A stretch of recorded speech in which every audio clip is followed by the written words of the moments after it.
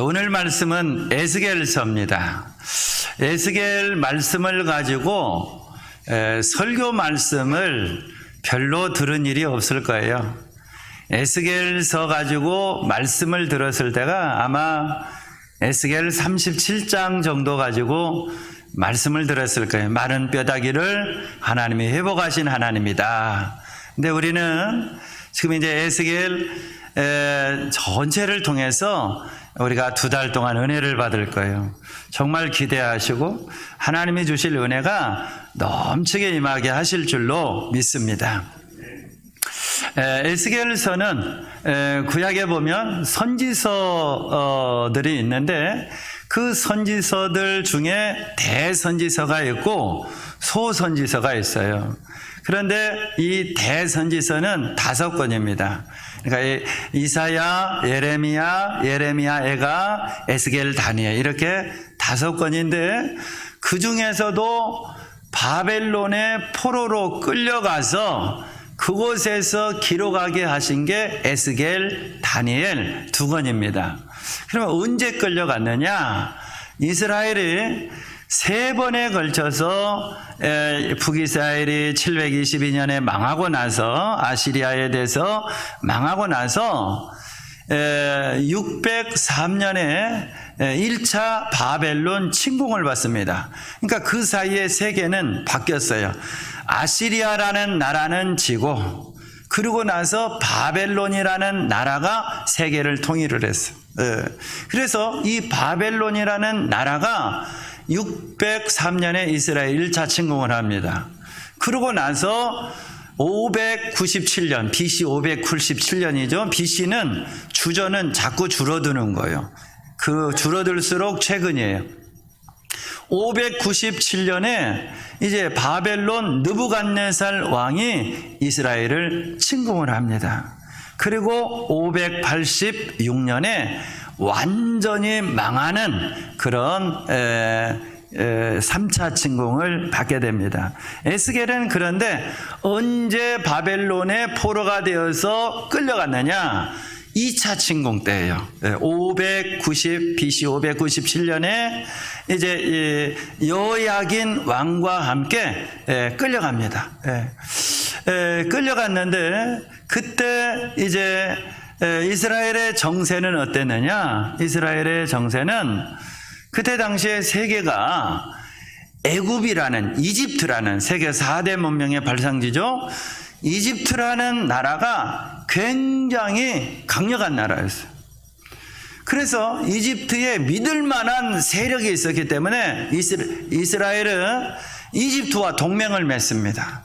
그래서 이집트에 바로 느고라는 그런 왕이 있었는데 이 바로 느고가 이 바벨론과 전쟁을 합니다. 바벨론과 605년의 전쟁을 하는데 그때 그곳에서 패배를 하게 되는 거예요. 그러면서 세계는 다 바벨론의 시대가 되고 맙니다. 그리고 종교적으로는 어땠느냐? 신앙적으로는 이스라엘 사람들이 하나님 앞에 바로 서야 되는데 우상을 많이 섬겼어. 특별히 므낫세 왕 같은 경우는 하나님의 성전에다가 바알신, 그러니까 사람 모양으로 신을 나무로 돌로 깎아놓고 거기다가 절을 하는데 하나님 성전에다가 그걸 자기가 넣어놓은 거예요. 그리고 국교를 바알신을 섬기는 국교로 아주 어마어마한 죄악을 이 므낫세 왕이 죄를 짓습니다. 그리고 여호야김 왕은 여호야긴 왕도 있고 여호야킴 왕도 있어요. 여호야김 왕은 하나님께서 주신 이 말씀을 가지고 읽고 은혜를 받고 회개하는 것이 아니라 이 말씀을 면도날로 다 잘라가지고 불에다가 다 태워버립니다. 그러니까 엄청난 죄악을, 극악무도한 죄악을 이스라엘이 짓고 있었어요. 그때 활동했던 선지자가 에스겔 선지자예요. 에스겔은 오늘 1절, 2절, 3절에 보면 어디에서 하나님 말씀을 들었다고 했나요? 바벨론의 그 강가에서, 바벨론 강가에서, 그발 강가에서 하나님의 말씀을 들었다는 거예요. 그 그발 강가에서 그러면 무슨 일을 했느냐? 그곳에서 포로들이 끌려가서 성벽을 쌓는 일을 했어요. 그러니까 너무너무 힘들고 너무너무 괴롭고 포로 주제에 너무너무 괴롭고 먹을 것도 없고 힘든 그런 상황 속에서 하나님이 에스겔을 부르신 거예요. 그래서 에스겔은 제사장이었는데 선지자가 되는 걸 볼 수가 있습니다. 그리고 에스겔서는 오늘이 이제 첫 시간이기 때문에 이 묵시라는 걸 좀 설명을 하고 넘어가야 돼요. 성경에 보면 묵시로 기록되어 있는 성경이 3권이 있습니다. 그래서 구약에 보면 에스겔과 다니엘이 있어요. 그리고 신약에 보면 요한계시록이 있어요. 계시나 묵시나 같은 얘기라고 생각을 하면 돼요. 묵시라는 뜻은 뭐냐면은 이렇게 그릇에 뚜껑이 있는데 이 뚜껑이 있는 이 그릇에 뚜껑을 열다, 그런 뜻이 묵시라는 뜻이에요. 그리고 또 한 뜻은 뭐냐면 밝히 가르쳐 알리다, 그런 뜻이 있고요. 또 하나는 폭로하다, 그런 뜻이 있어요. 계시는 똑같은 의미가 있습니다. 밝히 알리다, 그런 뜻이 있어요. 그래서 하나님께서 오늘 에스겔 1장 1절에 보면 하늘이 열리며 하나님의 모습을 내게 보여주었다라고 말씀하고 있어요. 그래서 이제 에스겔서에 보면 1장이나 10장이나 또 요한계시록 5장이나 요한계시록 21장, 22장 뭐 그런데 보면 하늘문을 하나님이 활짝 열어놓고 하나님 나라 생명수가 흘러넘치고 황금성이 있고 천사들이 있고 성도들이, 먼저 간 성도들이 그곳에서 하나님 찬양하며 영광 돌리는 모습들을 다 열어서 보여주시는 장면이 나옵니다. 그런데 그게 구약이나 신약이나 똑같아요. 일치합니다. 그래서 이제 하나님께서 이 천국문을 여시고 에스겔에게 보여주시면서 2장 3절에 보면 인자야 하면서 내가 너를 이스라엘 자손 패역한 백성, 나를 배반하는 자에게 뭐 했다고요? 보내노라 인자야 하면서 부르셨어요. 하나님께서 저와 여러분들을 하나님께서 자녀야 하면서 부르셨어요. 성도야 하면서 부르셨어요. 근데 부르셨는데 부르신 목적이 있을 거 아니에요. 그러죠? 우리가 누구를 불렀어요. 불렀는데 괜히 한번 불러봤어. 그러면 그 얼마나 허망한 일이에요. 그러죠? 불러서 막 달려갔어. 그런데 재미로 불러봤어. 그건 없잖아요. 그러죠? 누가 불렀단 말이에요. 회사에서 나를 불렀어요. 우리 회사에 출근해 주세요. 나라에서 나를 불렀어. 우리 나라에 와서 일해 주세요. 그랬을 때 그건 참 영광스러운 일 아닙니까? 그런데 불렀는데 아무 일도 안 시키고 있어. 그거 이상한 일이잖아요. 그렇게 부르는 법이 없어요. 하나님이 불렀을 때는 다 이유가 있는 것이고, 또 하나는 무엇이라고 부른 거예요? 보내노라. 하나님께서 보내기 위해서 하나님이 불러주셨어요. 그래서 에스겔을 부르신 목적이 있어요.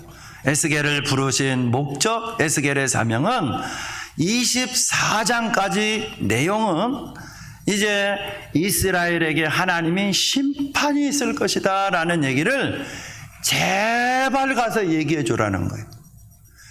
그들의 죄악 때문에 하나님이 곧 심판할 수밖에 없다. 너무너무 무서운 심판이 기다리고 있다.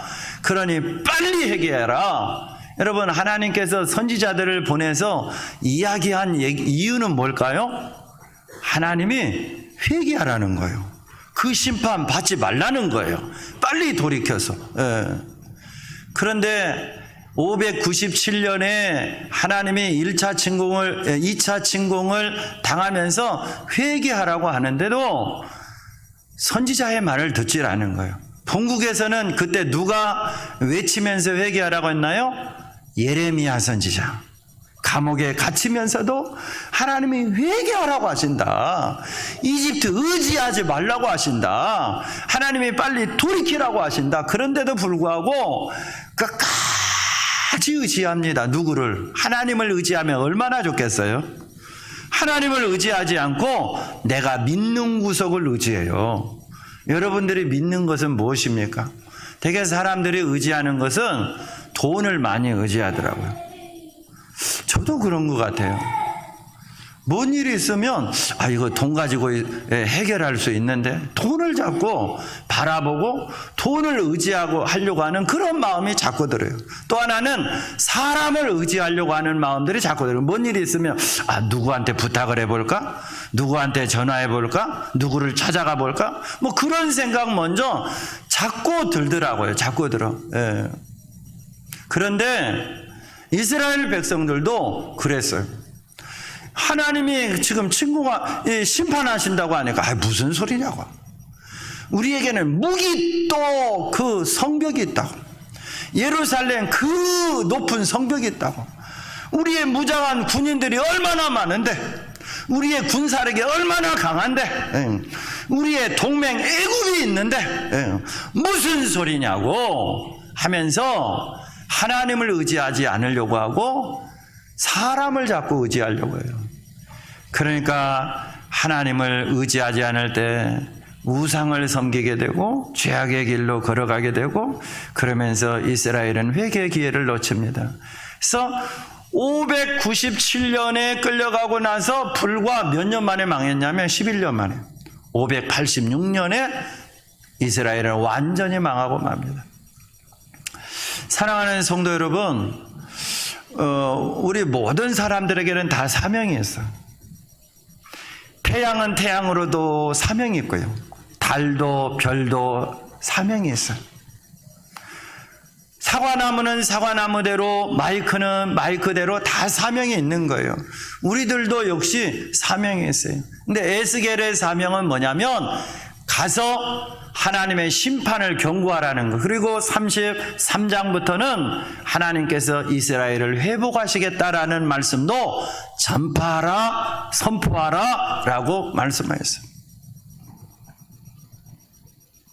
에스겔도 사명이 있었지만 이제 에스겔 1장에 보면 네 생물이 나옵니다. 하나님의 묵시를 보여주었죠. 천국을 보여주었어요. 그곳에 네 생물이 있었어요.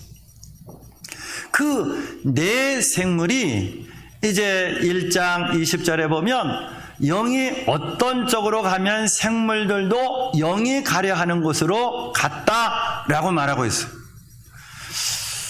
여러분, 창세기 요한계시록 5장의 11절에 보면 하나님께서 천국의 영적인 질서들을 보여주십니다.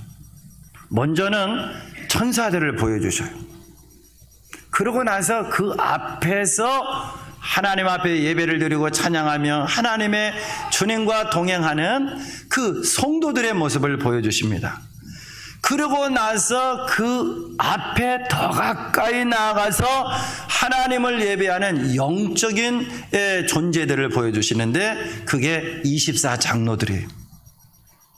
그리고 그 24장로들보다 하나님 앞에 더 가까이 가가지고 하나님의 보좌 밑에서 하나님을 섬기며 하나님을 찬양하며 하나님을 예배하는 가장 영광스러운 자리에 있는 존재들이 보입니다. 그 존재들이 네 생물이에요. 이 네 생물을 그룹이라고도 하고 천사장이라고도 합니다. 그런데 이 네 생물의 모습이 앞쪽에는 사람 모습, 네 생물이에요. 하나가 아니라 앞쪽에는 사람 모습, 그리고 오른쪽에는 이제 사자 모습, 왼쪽에는 소의 모습, 뒤쪽에는 독수리 모습이에요. 그러니까 귀한 모습을 가지고 있는 걸 하나님이 상징으로 보여주는 거예요. 여러분, 우리가 에스겔 1장이나 에스겔 10장이나 요한계시록에 있는 그 묵시의 내용이 천국의 다가 아니에요. 하나님이 우리 인간인 전능하신 하나님이 이 인간에게 보여주실 수 있는 최대치를 보여주신 거예요. 이해할 수 있는 범위 안에서. 그런데 극히 일부인 거예요. 그것은 상징으로 보여주셨는데, 그런데 이 네 생물이 다리는 곱고 날개가 넷이 있고, 그리고 이제 이 네 생물의 그 모습이 이렇게 사람, 소, 독수리, 사자의 모습이었어요. 이것은 피조물들의 대표적인 그 대표성을 말합니다. 독수리는 하늘의 왕이죠. 그리고 짐승의 왕은 뭐예요? 사자죠. 그러죠? 그리고 가축의 왕은 최고는 뭐예요? 양이에요? 소잖아요. 그러죠? 그래서 소고기를 최고로 치잖아요. 예. 그리고 만물을 다스리는 영장은 원숭이가 다스려요? 사람이 다스려요?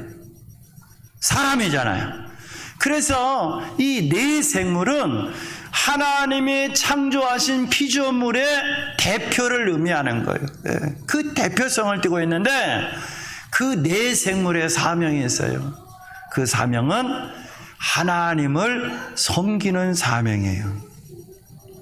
여러분, 하나님 앞에 네 생물이 존귀하게 귀하게 쓰임 받았을 때요, 하나님 보좌 앞에 가장 가까이 나아가는 걸 볼 수가 있어요.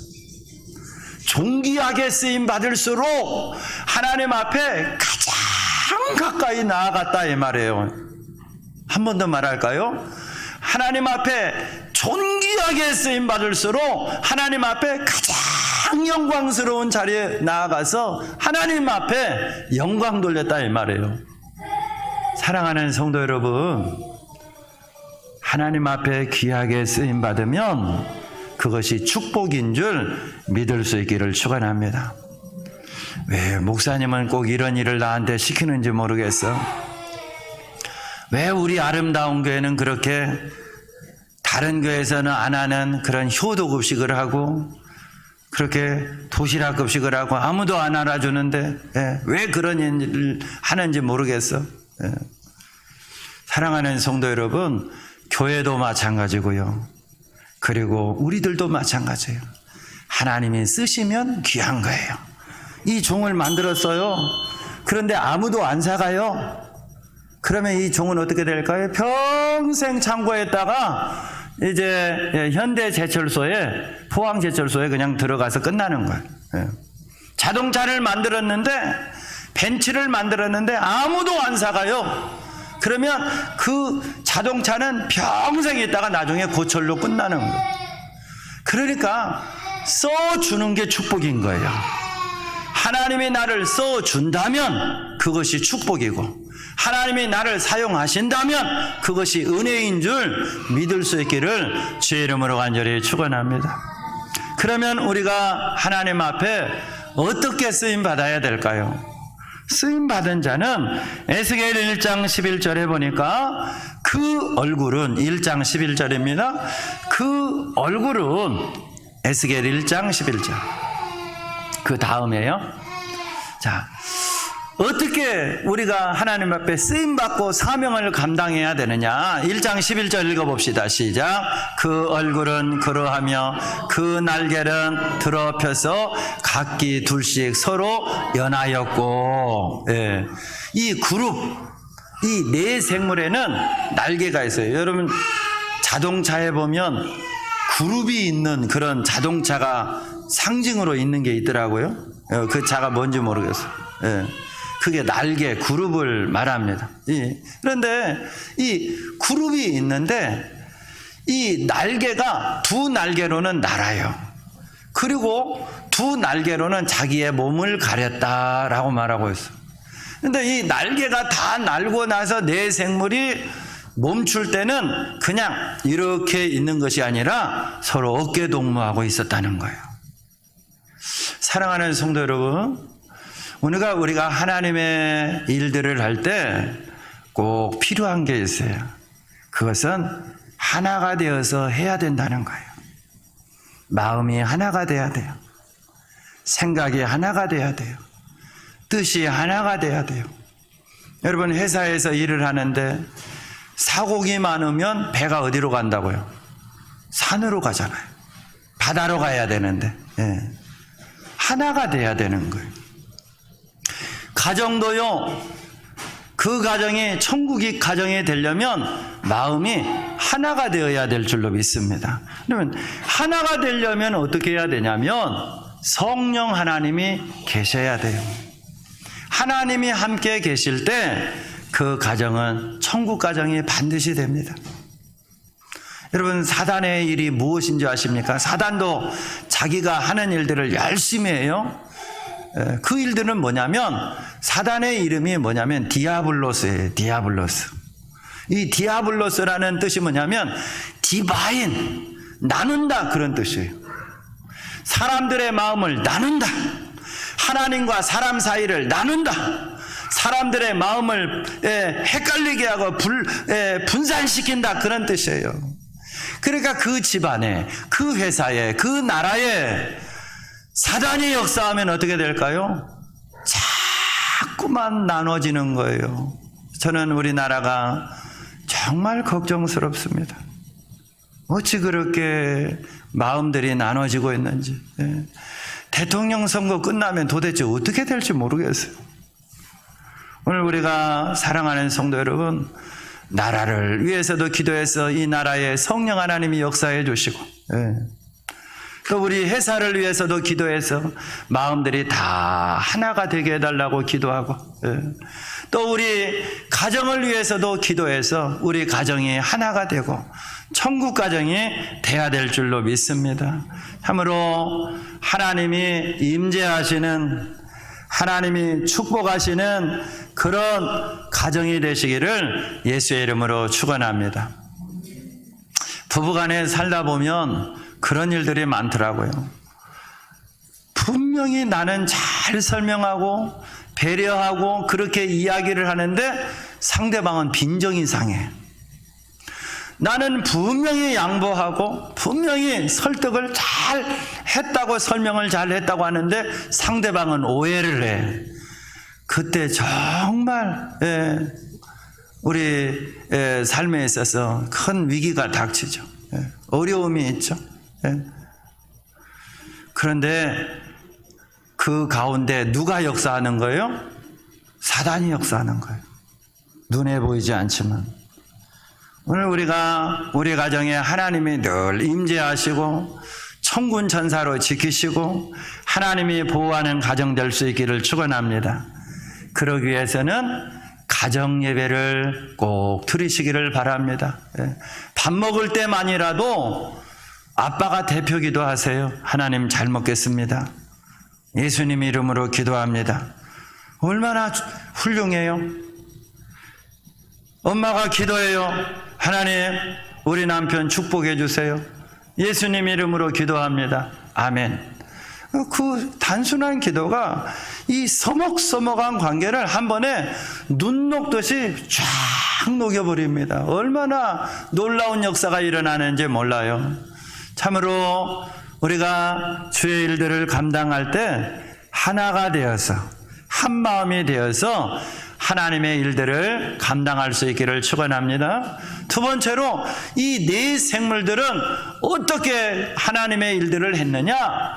에스겔 1장 12절 읽어봅시다. 시작. 영이 어떤 쪽으로 가면 그 생물들도 그대로 가되 돌이키지 아니하고 일제히 앞으로 곧게 행하였다. 다시 한번 정리하면 그쪽으로 가면 돌이키지 아니하고 곧게 행하였다라고 말하고 있어요. 우리 매일 성경 지금 핸드북에 보면, 매일 성경에 보면 쉬운 성경 버전으로 나와 있어요. 우리가 가지고 있는 성경책은 개역 개정 버전이고, 그리고 그전 성경은 이제 개역 성경이고, 그리고 또 다른 버전들이 있는데 그 그 버전들 중에 공동 번역 버전도 있고 표준 새 번역 버전도 있고 그리고 또 이 쉬운 성경 버전도 있어요. 근데 우리가 지금 매일 성경 큐티 교재로 쓰고 있는 이 성경에는 에스겔 1장 12절에 영을 뭐라고 했냐면 하나님의 영이 그렇게 표현하고 있어요. 그 표현이 정확한 표현이에요. 예, 원어에 가깝게 해석을 한 거예요. 하나님의 영이 어떤 쪽으로 가면 내 생물은 어떻게 했다고요? 가만히 있었어요? 아니면 같이 따라갔어요? 같이 따라갔어요. 따라가되 돌이키지 아니하고 일제히 가되 곧게 갔다는 거예요. 왔다 갔다 그렇게 간 것이 아니라 반듯하게 갔다라는 거예요. 저는 이런 반듯한 사람이 좋아요. 심지가 곧은 사람이 좋아요. 여러분 회사에서 누군가 여러분들이 일을 하려고 해도 곧은 사람이 좋지. 마음에 갈고리가 있고 마음이 왔다 갔다 하고 나 이거 할게 했다가 아이 못하겠어. 내가 이거 책임질게 했다가 아 나 이거 책임 못 지겠어. 그런 사람하고는 일을 잘 하기가 어렵습니다. 뭔 일을 하려고 할 때 곧게 돌이키지 않고 그냥 그대로 움직이는 특성들이 있는 걸 볼 수가 있어요. 사군자에 보면 매난국주로 하죠. 매와 난초, 예. 국화, 대나무 그렇죠. 맞나요? 예. 그 중에 대나무와 그리고 난초가 있어요. 난. 그런데 왜 그것이 사군자에 들어갔을까? 그거 본받아야 된다. 선비들이 옛날 그랬잖아요. 옛날 어른들이. 그래서 그것들을 좋아해요. 그런데 제가 생각해 보니까 곧은 거예요. 왔다 갔다 하지가 않아요. 반듯하게. 난초도 보면 이파리가 반듯합니다. 그냥 곧게 뻗습니다. 쫙. 그래서 시원시원하죠. 예. 하나님의 일도 역시 마찬가지예요. 하나님이 내게 명령하실 때 예 하면서 내 기분에 따라 이랬다 저랬다 하지 않고 아나니아와 사피라와 같이 예 했다가 나중에 노 그런 게 아니라 하나님이 명령하실 때 예 하면서 돌이키지 않고 곧게 움직이는 거예요. 예. 가정도 행복하려면 우리 결혼식 때 서약서 썼던 검은 머리가 팥뿌리가 되도록 천국 갈 때까지 정말 내 아내만 내 남편만 사랑하겠습니다. 그 약속이 곧게 지켜져야 돼요. 그래야 그 가정이 정말 행복할 수가 있어요. 오늘 사랑하는 성도 여러분, 우리가 하나님의 나라 갈 날이 얼마 남지 않았어요. 기뻐요, 슬퍼요, 긴장돼요. 아직 준비 안 됐나요? 네. 하나님이 우리를 부르시는 그 날이 얼마 남지 않았어요. 며칠 후에요. 잠시 잠깐이면 80대 되고 90대 되고 하나님 앞에 설 거예요. 그런데 그때 내 인생을 우리가 돌아볼 거예요. 이렇게 돌아보는데 정말 반듯하게 고속도로처럼 반듯하게 그렇게 내 인생의 궤적이 보여야 될 줄로 믿습니다. 정말 하나님 앞에 내 생물과 같이 곧게 하나님 앞에 나아갈 수 있는 돌이키지 않고 세상 등지고 십자가 보내 세상 등지고 십자가 보내 돌이키지 않고 십자가 보내 뒤돌아서지 않겠네. 아멘. 뒤돌아서지 않고 신발 거꾸로 신지 않고 주님만 바라보고 천국 소망하고 그렇게 살아갈 수 있기를 주의 이름으로 축원합니다. 그리고 세 번째로 이 네 생물의 특징을 보니까 저는 저 1장을 묵상하면서 너무 은혜를 받았어요. 이 네 생물이 피조물의 대표다라는 걸 보면서 우리가 본받아라고 1장에서 말씀하셨구나 하면서 정말 은혜가 되는 게 이 네 생물을 보면 1장 20절 읽어볼까요? 시작. 영이 어떤 쪽으로 가면 생물들도 영이 가려 하는 곳으로 갔다. 라고 말하고 있잖아. 여기서 영은 하나님의 영이에요. 하나님의 성령이 어떤 쪽으로 가면, 저 좀만 이따 갈게요. 나 딴 일 좀 볼게요 하면서 안 가는 게 아니라 생물들의 영도 가는 곳으로 곧장 따라갔다는 거예요. 하나님이 가는 곳에 언제나 따라갔고, 언제나 동행했고, 언제나 순종했고, 언제나 함께 했다라는 거예요. 그리스도 예수님은 언제나 하나님 앞에 예만 되었느니라 라고 말씀하시잖아요. 여러분, 하나님의 일들을 이루는 방법은 내 힘이 아닙니다. 내 능력이 아닙니다. 언제나 예스, 히틀러 같네요. 하나님 앞에 그렇게 행하겠습니다 할 때 하나님의 일을 이루는 거예요. 이 바울이 이제 아시아에서 터키 지역에 복음을 전하는데 하나님께서 저 라우디게아에서 손짓하는 걸 보여주시는 거예요. 그리 가라는 거예요. 그러니까 고집 피웠어요? 아니죠. 안 피우고 유럽으로 건너가서 복음 전하는 걸 볼 수가 있어요. 베드로도 역시 마찬가지예요. 하나님께서 백부장 고넬료의 집에 가라라고 하니까 하나님 곤란한데요. 그 이방인인데요. 네, 상종 안 합니다. 그런 인간들. 그런 게 아니라 어떻게 했어요? 하고 가서 백부장 고넬료 이방인 최초로 구원해내는 것을 볼 수가 있습니다. 주의 일들은 언제나 순종함으로 이루는 것이죠. 우리 교회 영암군에서 과장이 직접 찾아왔어요. 도시락 배달 좀 해달라고. 그런데 인간적으로 생각하니까 이 코로나 상황에 뭐 반찬을 만들고 사람들을 가서 도시락을 배달을 하고 이거 지금 맞지 않은데, 그런데 기도해 보니까 하나님이 그거 너희 교회에서 해라고 내가 주는 명령이다, 그런 감동을 주는 거예요. 그러니까 제가 저희 교회에서 하겠습니다. 그래서 지난주에 해봤어요. 그런데 얼마나 기쁜지 몰라요. 너무너무 기쁨을 주신 거죠. 우리 교회에서 효도급식을 합니다. 이번 주에는 정말 많이들 오셨어요. 그래서 준비한 게 40개인데 57분이나 오신 거예요. 우리 임정민 집사님이 빵을 갖다 놔서 정말 그거 17개가 딱 맞더라고요. 17개가 딱 맞은 거예요. 세상에. 얼마나 감사하니. 그래가지고 그것을 나눠주는데 그런 마음에 들어요. 아무도 안 알아주잖아요. 아무도 지원을 안 해줘요. 목포시에서도 관심 없어요. 선거에 도움이 안 되니까. 그리고 영암군에서도 관심 없어요. 우리가 하는 일들에 대해서. 그런데 하나님이 그걸 해라. 그런데 너무너무 감사해요. 나갈 때마다. 너무 기뻐하시는 거예요. 너무 감사하는 거예요. 순종이죠. 주님의 일은 순종이에요. 어제 그제 이제 교회 주차장에서 쓰레기를 버리려고 있는데 어떤 분이 저 교회 전봇대에 있는데 매트레스가 2개가 있는데 큰 것을 이렇게 지고 막 가다가 쉬었다가 또 몇 걸음 가다가 쉬었다 그러는 거예요. 그런데 내 마음에 그분을 좀 도와줘야 되겠다, 그런 마음을 하나님이 주시는 거예요. 그래가지고 카트를 가지고 뛰어갔어요. 가가지고 제가 도와드릴까 하고 좋대. 외국인이에요. 처음 본 사람이에요. 그래서 끌고 갔어요. 갔는데 저 바닥 끝에까지 갔어요. 원룸 단지 저 끝에까지.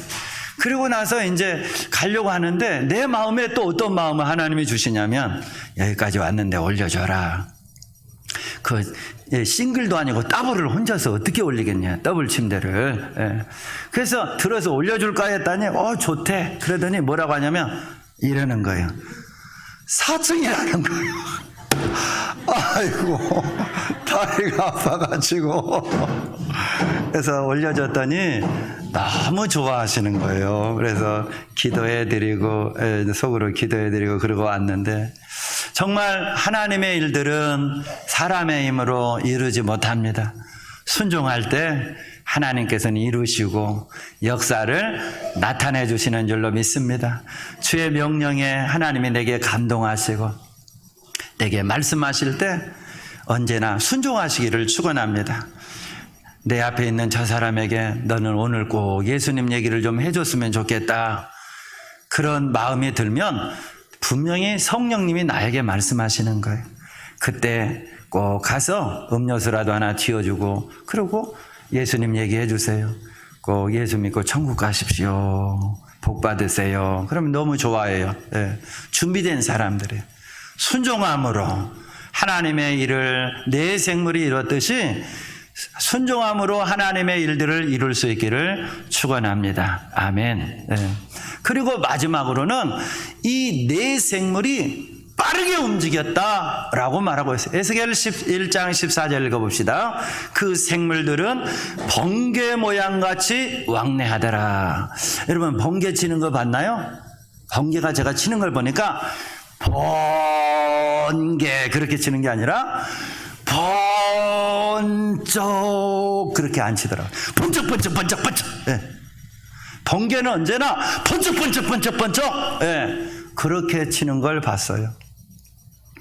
생물들이 하나님의 명령이 떨어졌을 때 그렇게 느림보 거북이처럼 달팽이처럼 움직이지 않았어요. 정말 빠르게 반응했어요. 빠르게 순종했어요. 빠르게 움직였어요.